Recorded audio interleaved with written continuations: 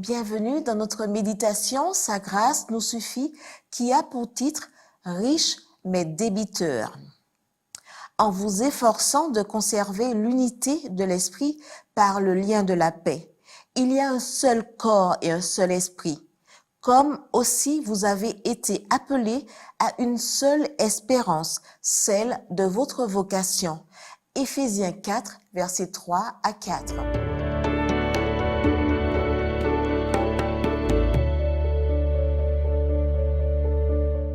Tous les écrits de Paul présentent de façon équilibrée la relation entre la doctrine et le devoir.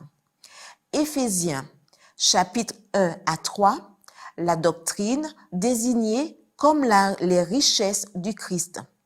Éphésiens, chapitre 4 et 6, notre devoir de marcher dans.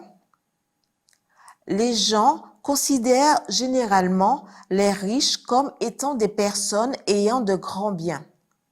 Cependant, il y a aussi ceux qui sont riches en affection, santé, amitié et intégrité.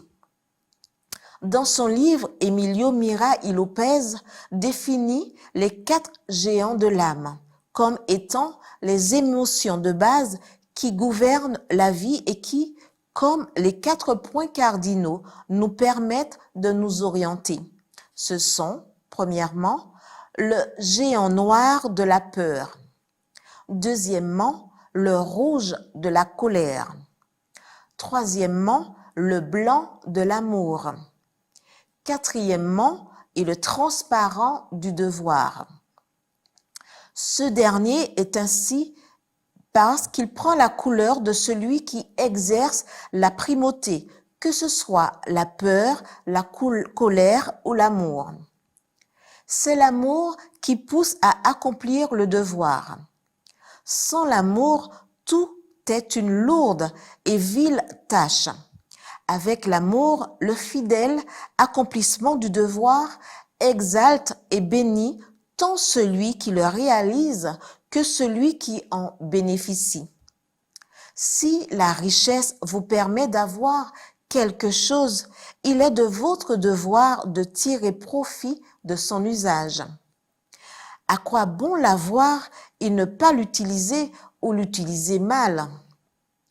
Plus nous connaissons la doctrine, plus nous sommes riches et meilleures seront nos conditions de vie et de service.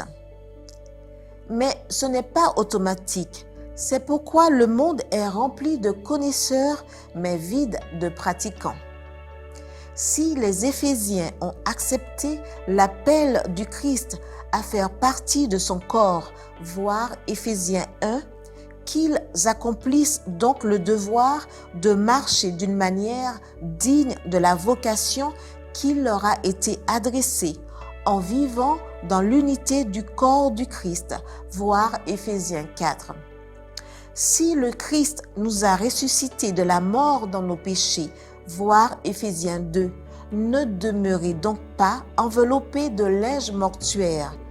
Débarrassez-vous-en et vivez dans des robes de pureté, voir Éphésiens 4. Si nous sommes riches en étant réconciliés, voir Éphésiens 2, ne vivez pas distants. Accomplissez votre devoir qui est de marcher en harmonie et en communion, voir Éphésiens 5. Si le Christ a vaincu Satan, voir Éphésiens 3, vous avez en Christ le devoir de le vaincre aussi, voir Éphésiens 6.